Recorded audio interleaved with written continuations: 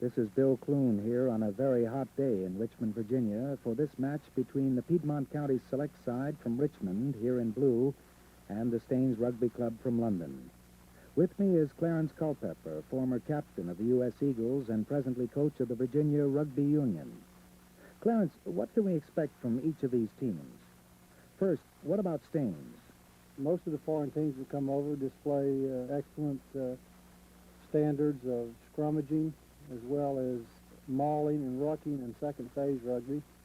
And they also generally have a scrum half and fly half that can kick the ball accurately. The strength of Piedmont, of course, would be the fact that they are drawn from 6 clubs in the Richmond area, so the quality of player that you'll have on the Piedmont County side will more than likely be higher than the average player on the Staines team. However, the Piedmont County side, of course, has practiced very little together, and the teamwork.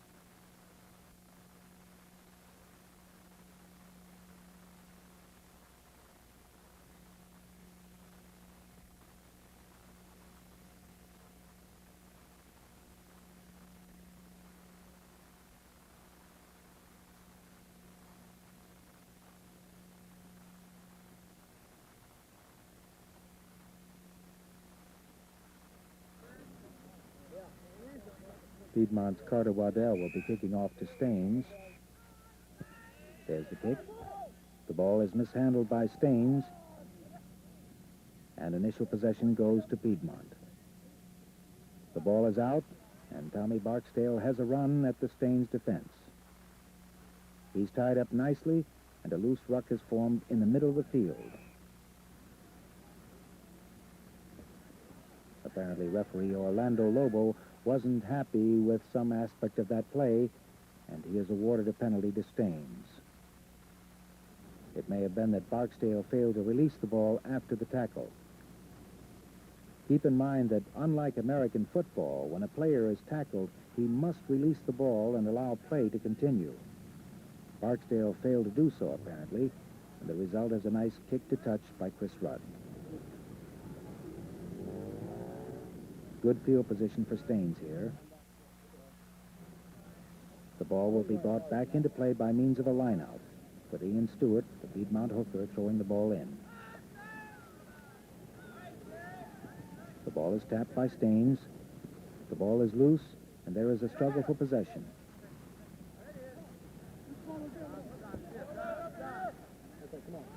Piedmont takes control, but the ball is knocked forward by Goodale, the Piedmont fly half.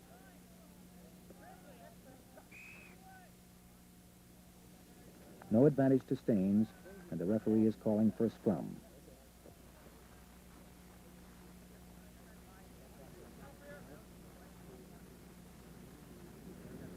Staines will put the ball in. Chris Hicks puts the ball into the tunnel. The hook by Eckersley, and the ball is stripped out to Rudd, who kicks the ball ahead.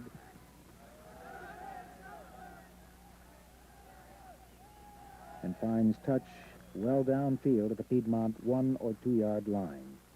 Very nice piece of tactical kicking by Rudd.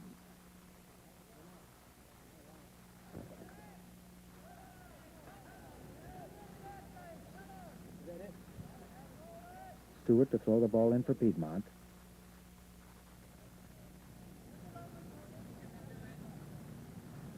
They have gone to a short line out here. The ball is thrown long to Woolfolk, the number 8, who eludes the pursuit and kicks the ball upfield to relieve the pressure. He doesn't find touch, and Staines brings the ball back. A kick ahead. Piedmont again fails to find touch, and again Staines puts the ball up.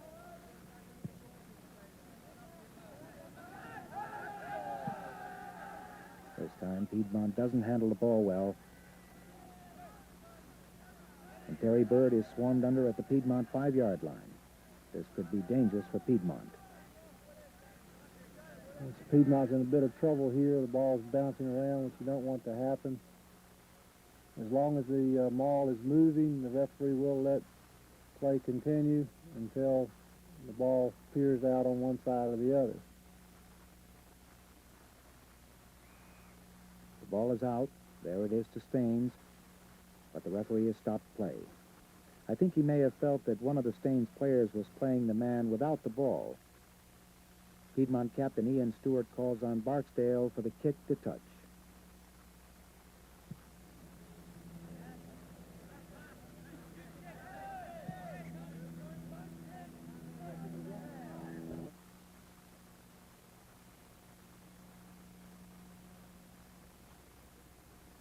We're going to stop here for a moment to touch on some of the basic aspects of the game.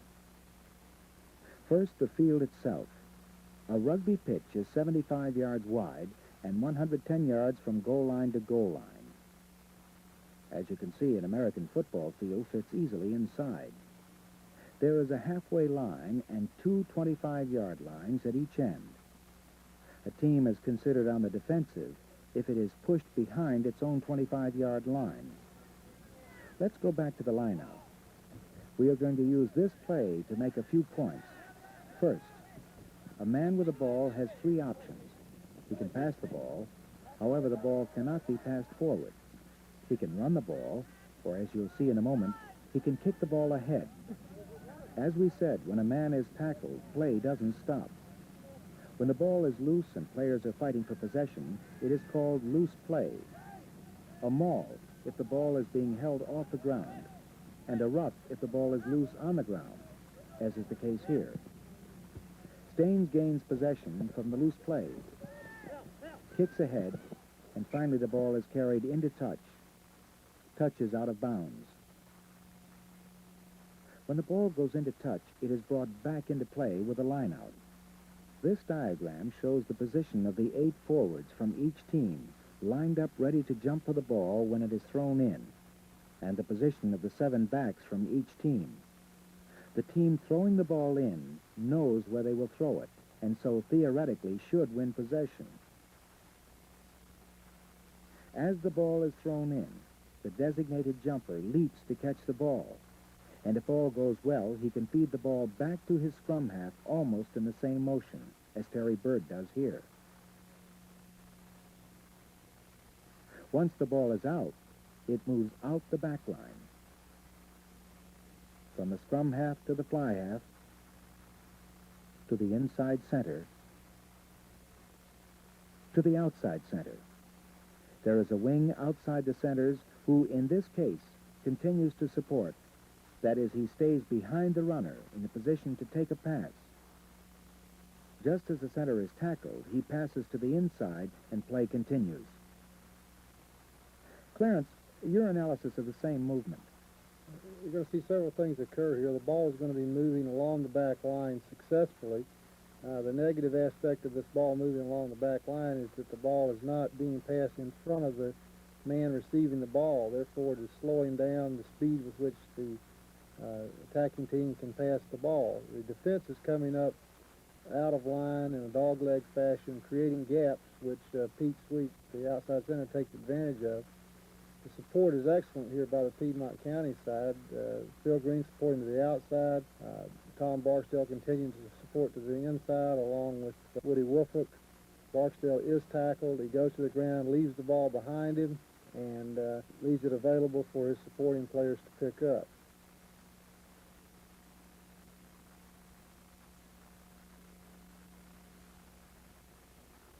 The ensuing struggle for possession is, as we said, called a maul.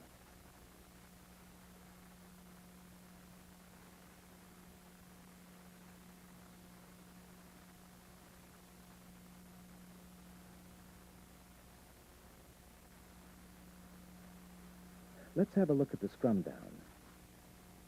As you can see in the diagram, the 8 forwards from each team are grouped together, with the backs either waiting to receive the ball or waiting to come up in defense.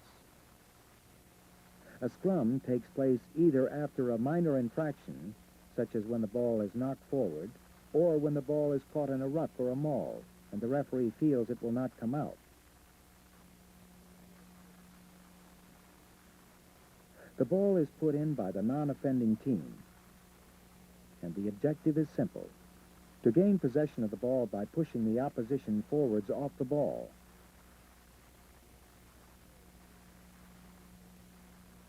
As the ball is put in, the hooker, the man in the middle of the scrum, uses his foot. He cannot use his hands to heel the ball back to his teammates. In this case, Staines wins the hook and feeds the ball out. The Staines fly half chooses to kick the ball ahead to touch in an effort to put his team in a better position for the attack. We'll be back with more in just a minute.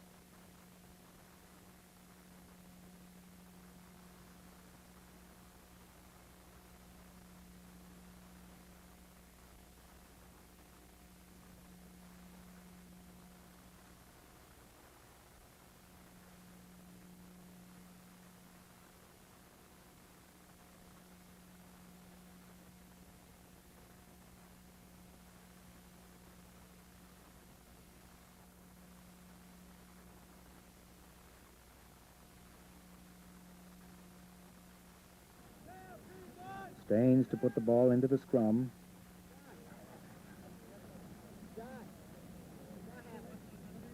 Chris Hicks puts the ball in for Eckersley's hook. Staines wins the hook, but the Piedmont forwards are spoiling the ball by pushing Staines back. The ball is loose.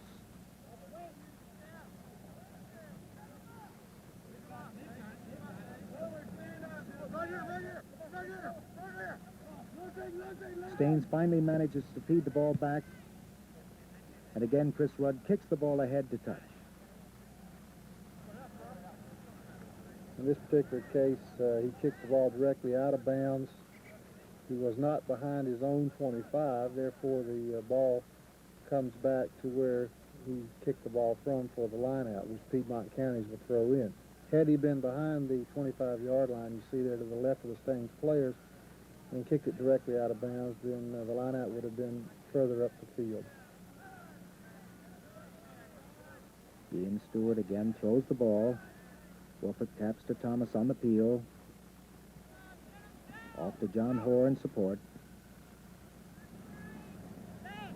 But the ball was knocked on. And the referee has signaled a scrum to Staines.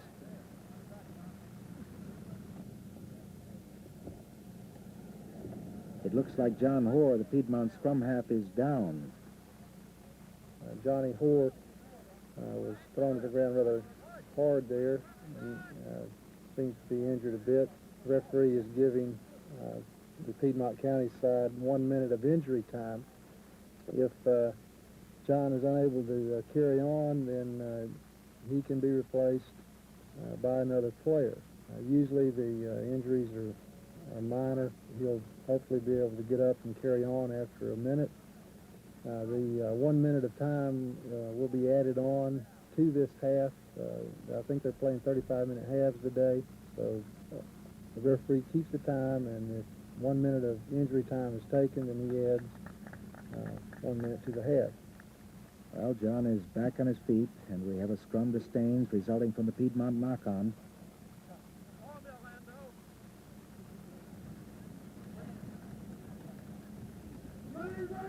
The ball is put in by Staines and hooked nicely against the head by Stewart. Woolfolk, the number 8, picks the ball up. Once again, the ball is knocked forward. And we'll have a scrum to Staines.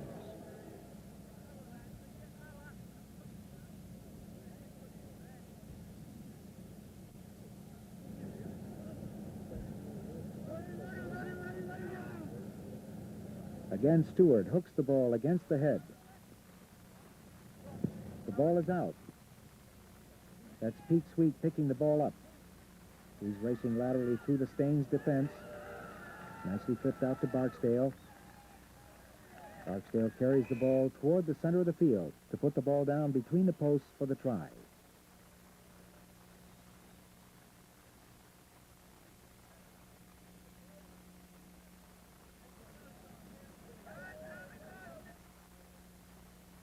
Pete Sweet came through and picked the ball up on the run.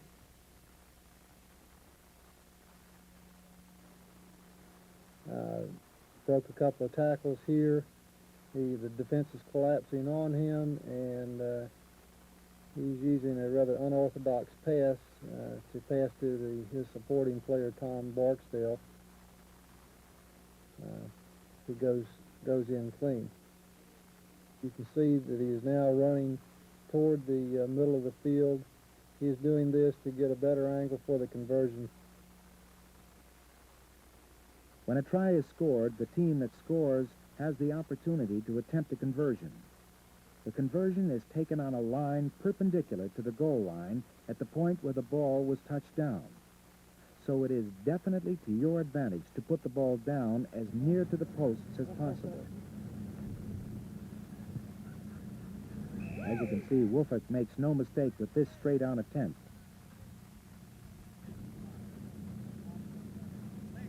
That's Piedmont's second converted try, which makes the score 12-0.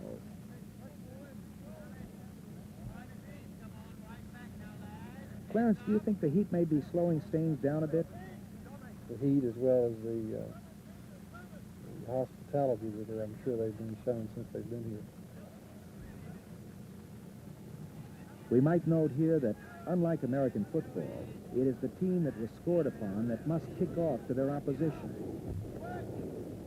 The kickoff in rugby is considered an attacking ploy. If you kick off properly, you're going to regain possession.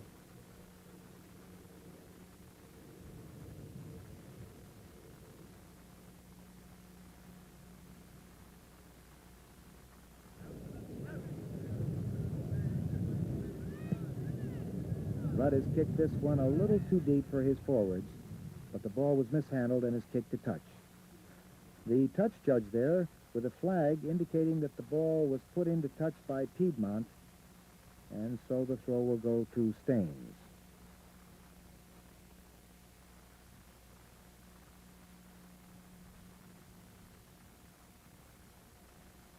Mike Eckersley with the throw, and once again a Staines lineout.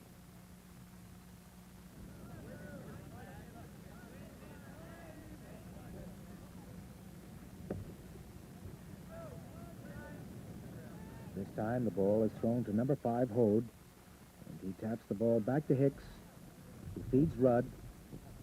Nice catch there by Rudd. The Piedmont defense closes quickly, and both teams fight for possession in the maul.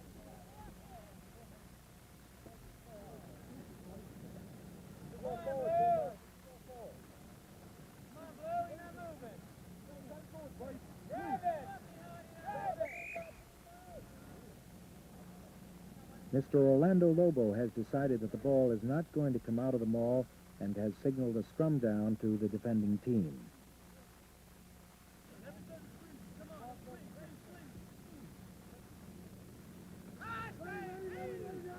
Staines takes the hook. Back to Rudd, who once again kicks for touch.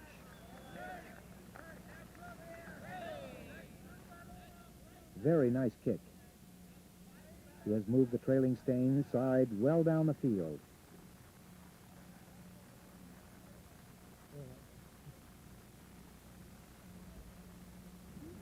Piedmont to control the throw.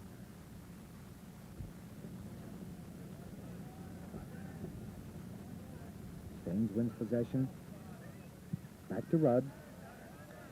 He kicks the ball up high, hoping to be able to reach the kick as it comes down. The ball is fielded nicely by Brandt, the fullback, but he is pressured into a poor kick to touch.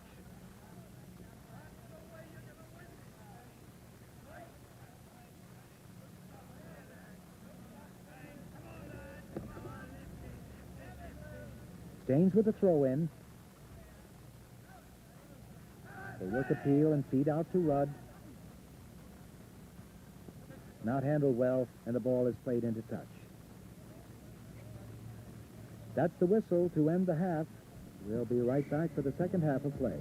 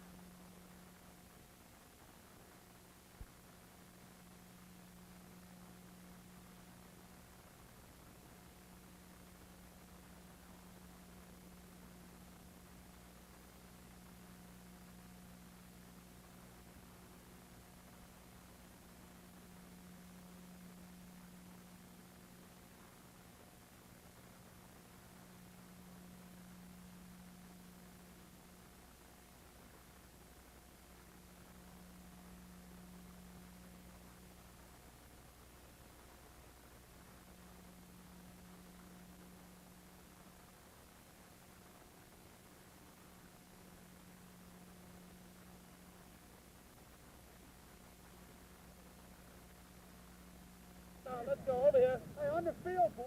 Let's go on the field. Let's go. Come on. It's halftime here with the score of Piedmont 12 and Staines 0. Clarence, what is your analysis of the first half of play? Well, both teams are, particularly Staines, they're kicking the ball in front of the forwards, trying to close the game down and keep it from being an open game so that they can save the energy of their forwards for later in the game. Piedmont Counties, on the other hand, they're spinning the ball quite a lot and moving the ball along the back line, stretching the Staines defense and consequently putting them under a lot of pressure. And in the heat that's out there today, this can very quickly wear a team out.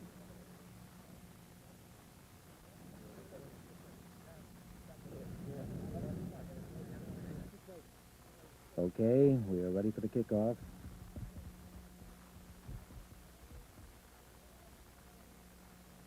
Chris Rudd to start the second half.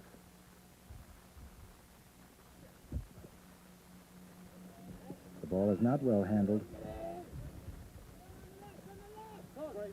But out it comes. Hoar to Goodale. Knocked down by Barksdale. We'll have a scrum down to Staines.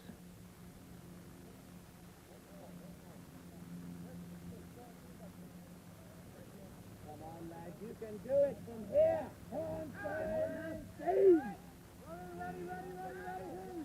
Hicks to put the ball in. Piedmont wins it against the head. It's picked up by Woolfolk. Off to Byrd, who's running up the middle with good support. Nail him. He lays it off to Waddel. Back to Byrd. Byrd is tackled just short of the goal line, and the ball is knocked into touch by Brightwell.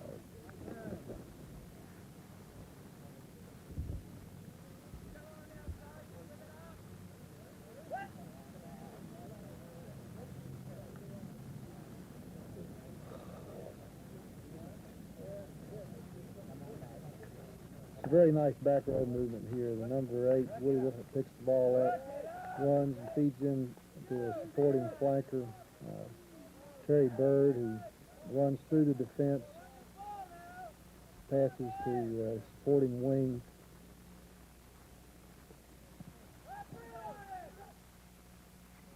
Continues to support, and Carter passes back to Terry, who runs the ball very close to a score.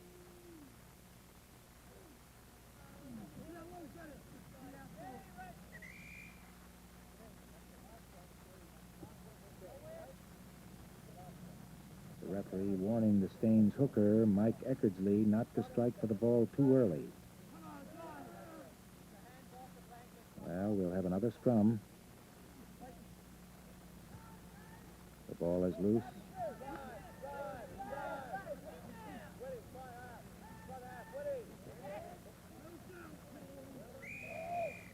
And Mr. Lobo is calling for another set piece with Staines to put the ball in.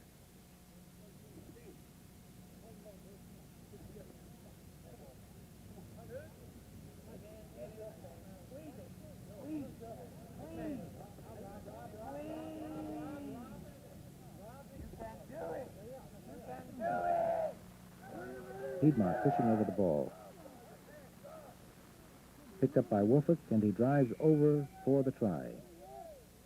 Piedmont County side starting to really assert themselves in terms of superior strength. They're pushing the Staines team at every set piece. They're driving them backwards at most of the mauls that are occurring, and this generally wears a team out. Staines put the ball in here, and the Piedmont side pushed them off of it. Ball is channeled back to the number 8, Woody Woolfolk, who simply picked the ball up and dove over the line, which was about 1 yard away. Woolfolk missed the conversion from a bad angle, so the score remains 16-0 for Piedmont Counties.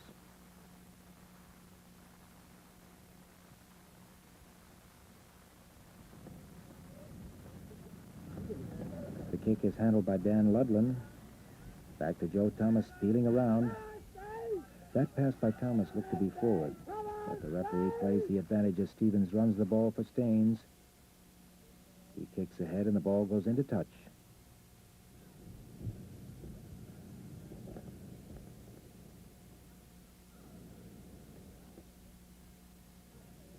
Staines is in an excellent position here on about 25 of Piedmont counties to mount an attack if they can successfully gain possession.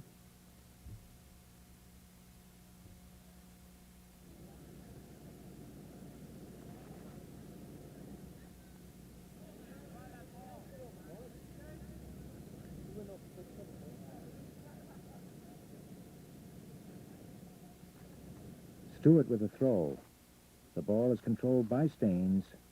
Dave Hold, the Staines, number 5, has the ball at the back of the pack. He rolls off the maul and drives into Terry Byrd with good support with him.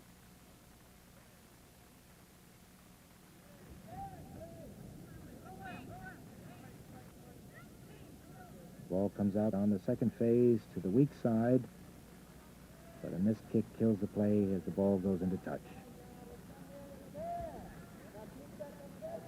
That's the kind of thing that Staines could do time and time again. They need to win set-piece possession, drive forward with the set-piece possession, and mount attacks in a second-phase fashion. They've done very little of that today.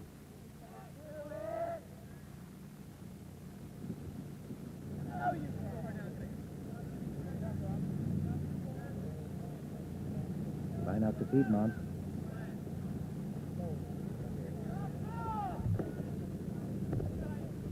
Out to Goodale for the kick to touch. Americans are starting to pick up many of these skills that you see in Englishmen and Welshmen, and the ability to kick with both feet on the run, and that was a very nice kick to touch by John Goodale. Short line out by Staines. Sloppy handling here. Oh, and John Goodale plows into Tony Allen. He did not have possession, and the referee has rightly awarded the penalty kick to Staines on about the 38 or 40-yard line.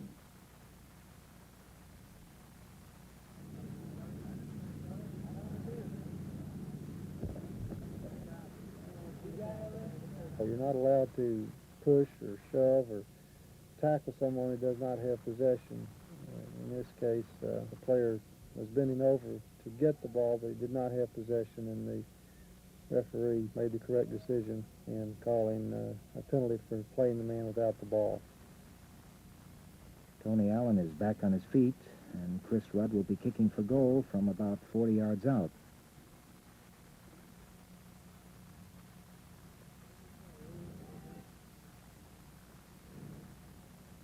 He has been kicking well tactically all day. Let's see what he can do with this rather long attempt.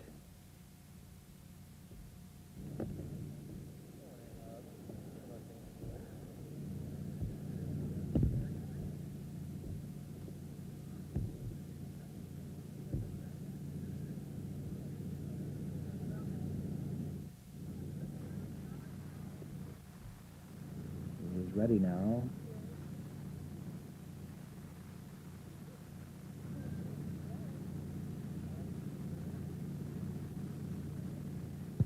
It's up. And a very nice kick.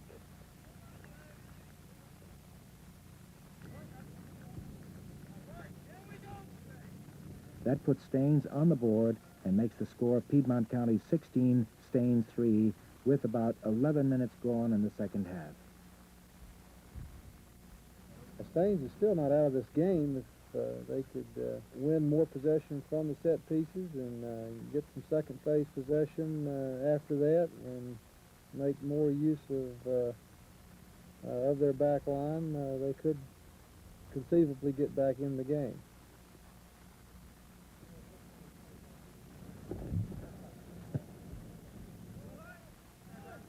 Waddell to kick off for Piedmont. Nicely handled as it comes back to Stevens. He kicks ahead, but Waddell is there to take the ball to touch.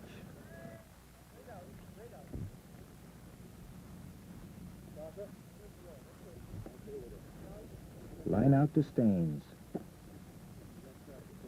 Come on, Staines. Come on, Piedmont. Take the ball. Drink water, drink water. Come on, Staines. Drink water. Come on, Staines. You can do it. Tap through. The ball is grabbed by Joe Thomas. Hoar feeds Goodale, who puts the ball up for his centers.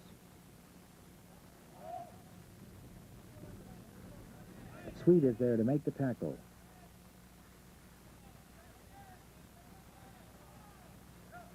Piedmont regains possession. Hoar out to Goodale. Barksdale to Terry Byrd, who's in the back line. Kick ahead by Barksdale, who puts pressure on Brightwell. Waddel tries to tiptoe past the defense by pushing the ball ahead.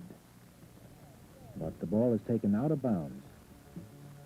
The score is 16-3, and we'll be back in just a moment.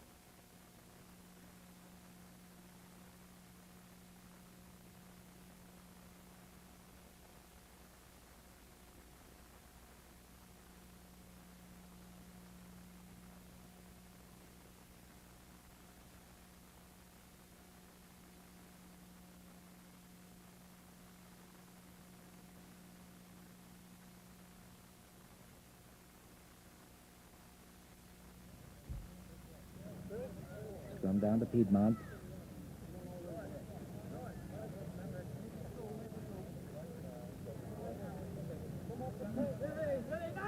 Hoar putting the ball in. It's heeled back. But Woolfolk couldn't find the handle as he tried to pick it up. And we'll have a scrum down to Staines on the knock forward.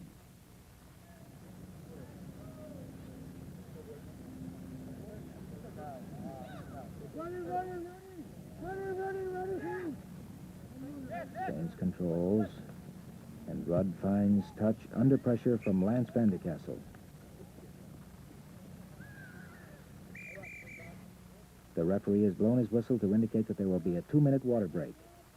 Not exactly standard procedure. Normally, you have to play your 35, 40-minute halves without any break except for injury time.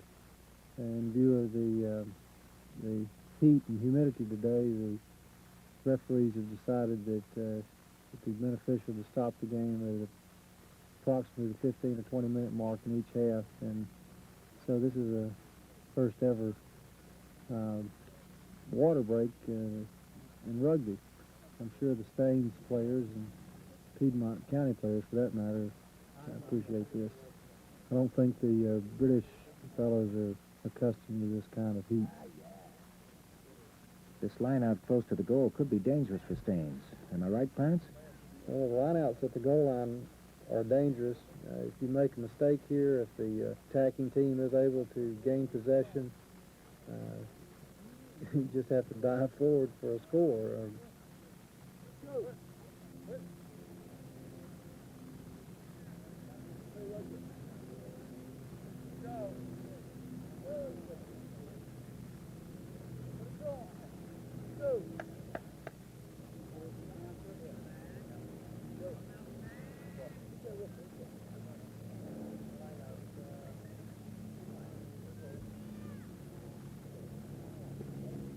Ian Stewart to throw the ball in for the Piedmont line out at the Staines 5-yard line. Think about it. Put 6-7. Think about this one, boys. It's a long throw. Tap down to Joe Thomas, swinging around. He is tackled just short of the line. The referee has stopped play here, apparently in an effort to reach the line. Thomas failed to release the ball after he was tackled. This Rudd will try and give Staines some room to breathe.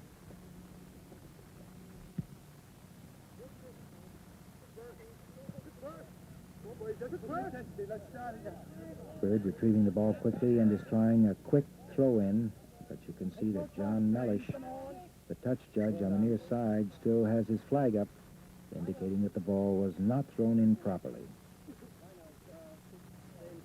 The referee agrees and will ask Piedmont to throw the ball in again. Come on, Staines. Come on, lad. James jump. James, your way. 43, 43. Lance Van Decastle controls back for Hoar. Goodale, Barksdale. Sweet misses out the fullback and puts Phil Green away around the corner of the defense. Green tries to lay the ball back for Brandt, but the pass was intercepted by Jerry Wright for Staines, and he carries the ball into touch to stop that threat by Piedmont. Here the ball is being moved very nicely along the back line. Each pass in front of the next man. Fullback is coming into the back line. You'll see him on the left of your screen. The outside center misses the fullback, passes directly to the wing, who sprints down the sideline. That's Phil Green. Fullback Bobby Brandt continues to support. He's in a position for a return pass. Phil passes inside, and you can see the Staines player just get a hand on the ball and catch it. He's running to carry the ball out of bounds to save the day for his team. Stewart throwing the ball in for Piedmont. The ball is tapped through and kicked ahead by Staines. We have a whistle here. I think Piedmont is being accused of obstructing a Staines player after the line out had ended.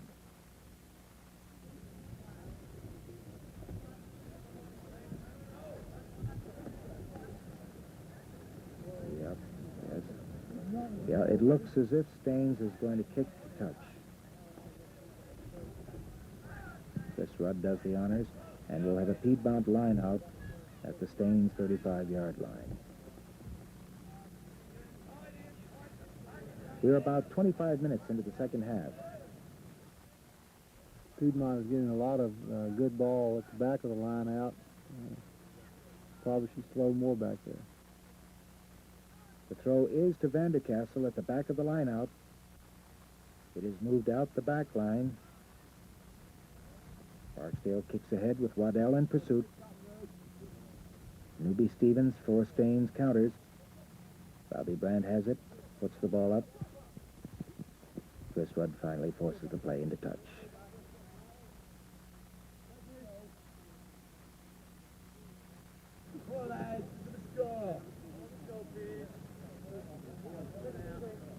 Stewart to restart play.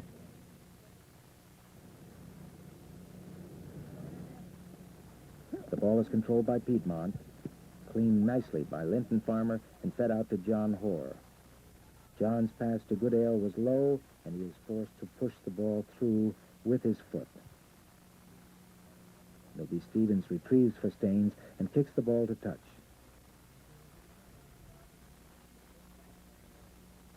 It looks as if that ball might have been knocked forward by Goodale, but it seems the referee felt he played it with his feet and not his hands. Stevens' kick for touch went straight out, so the ball will be brought back to where he kicked it for the line out.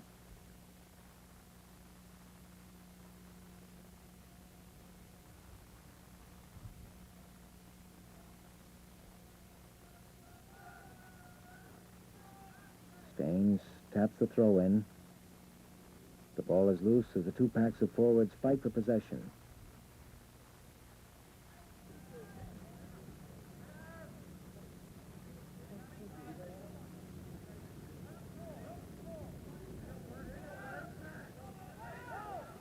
The ball is finally picked up by Joe Thomas. Off to Woolfolk. Stewart settles the ball right on the touchline. Farmer tries the weak side and is forced into touch.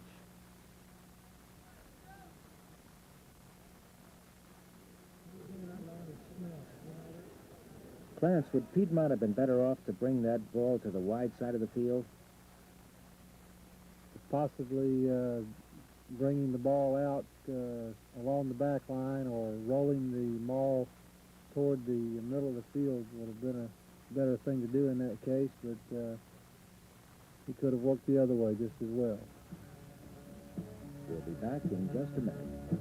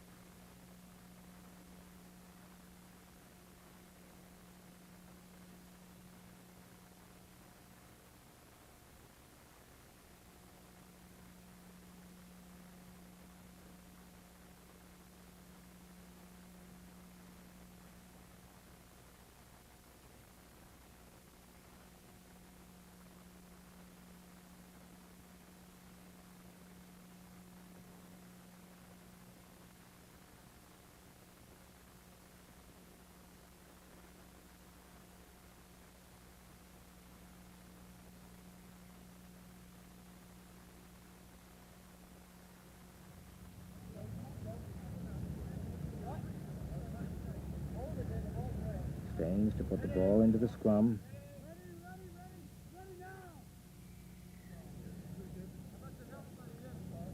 The referee has blown it up.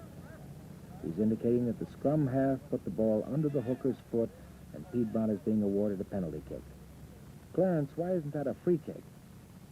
Evidently he had warned the Staines scrum half about putting the ball in earlier, and he's awarding the Piedmont side a penalty kick. Normally it's only a free kick, which means they cannot go directly to goal. In this case, Woody Woolfolk is going directly to goal here. If he's successful, 3 points.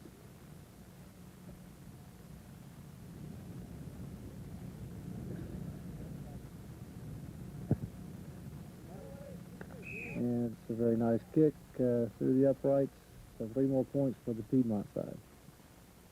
That extends the Piedmont County's lead to 19-3.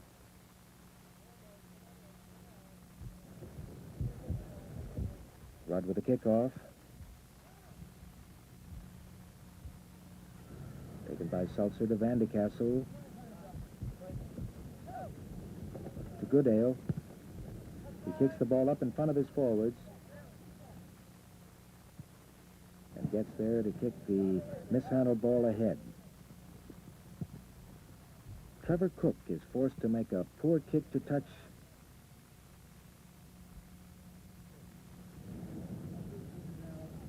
Line out to Piedmont.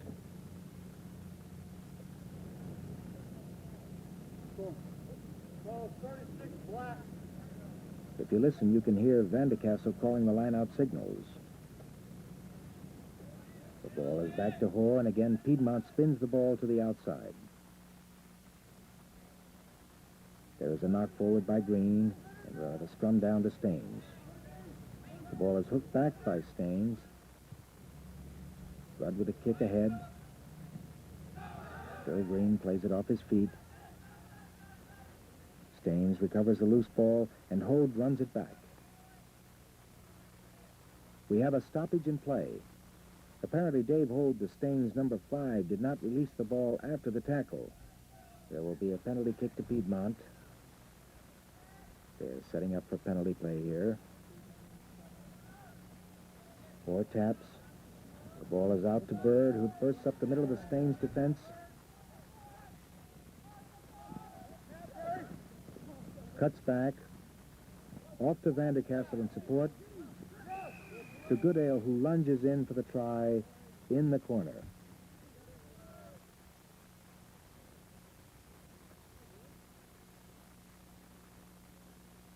Okay, here's Terry cutting back inside. Feeds back outside to Lance Van Decastle in support, who feeds John Goodale, who sees the line and dives for it and goes in for 4 points. Woolfolk missed the conversion on a tough angle, and the score is now Piedmont County's 23, Staines 3. Here's the kick. The ball comes back to Staines. A maul is formed. Piedmont manages to gain possession, and Goodale kicks to space downfield. Good, long, rolling kick, picked up by Newby Stevens and played into touch. We move ahead now to action a few minutes later. Piedmont with a short line out. Stewart throws the ball over the top. The loose ball is picked up by Woolfolk. Off to Goodale, coming through the middle, and there is Sweet with the scissors. Sweet goes in untouched.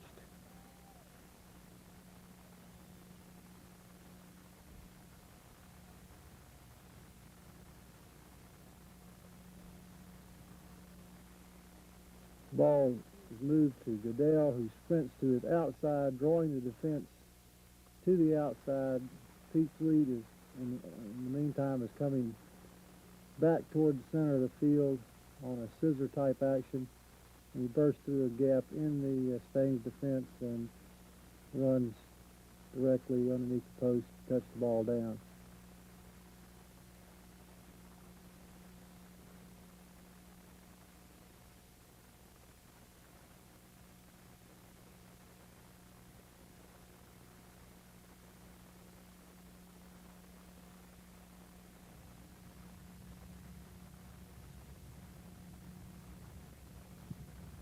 Woolfolk for the conversion, chooses to drop kick the ball.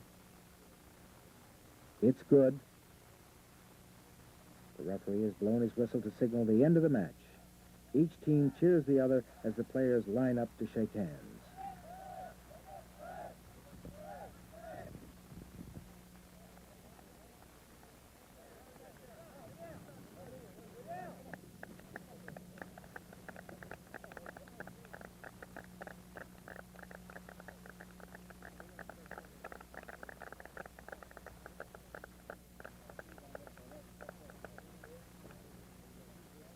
This is the traditional clap-off that occurs after the game. You can go hammer and tong against opposition players, but once the game is over, you can shake hands and have a beer and enjoy yourself. We'll be back to talk with the captains of each team in just a minute.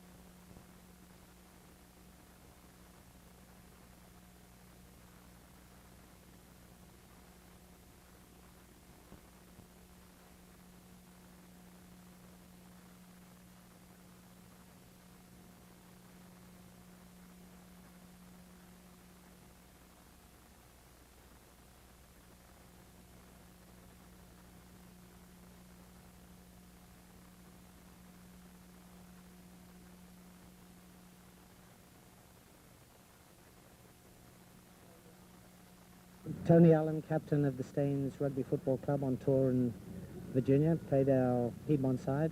Tony? Thank you very much for the match. I really enjoyed it, thank you. A little bit warm for you? It's something we're not really used to, yes. Temperatures in this time of year are probably 65, 70 at the most, and this is just too much for our lads. It didn't help really the fact that we've had 4 or 5 days on a really good party, 24 hours a day, no sleep, plenty of booze. Your lads are really working hard on us. Ian Stewart, captain of the Piedmont side. Congratulations. Thank you, Basil. Ian, what do you think? Well, I thought Staines were playing excellently in the first half. I think the heat and just the general fitness of our side probably got to them in the second half. We collected most of our points in the second half, which I think is indicative of what I said earlier. But I think I'd like to wish Staines all the best for the rest of the tour.